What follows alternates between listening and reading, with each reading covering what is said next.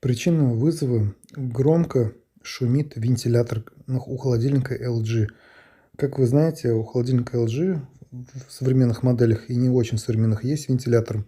У всех он разный. Есть на 220, есть на 12 вольт. То есть здесь холодильник LG достаточно старенький. Ну как старенький, больше 10 лет. Причина вызова: постоянно скрип, постоянно звук посторонний. Вот смотрите, вот я хочу поставить вот этот новый вентилятор холодильника LG. Но тут есть разъемы, конечно, немножко другие.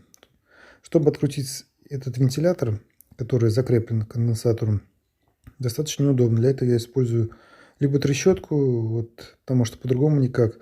Ну, я просто обычным ключом кручу и и все крутится.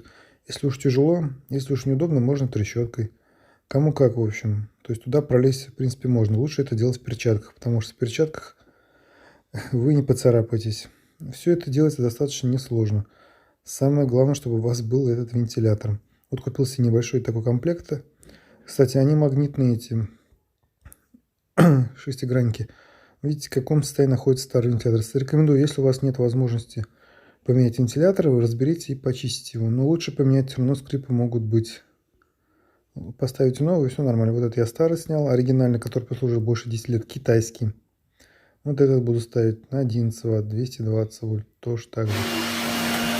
Здесь, конечно, лучше пылесосом все это делать. Вот смотрите, разъемы я поменял, закрепил их на термоусадку, так гораздо правильнее, симпатичнее и надежно. Вот как все смотрится, достаточно чисто. Сейчас смотрите звук тишины.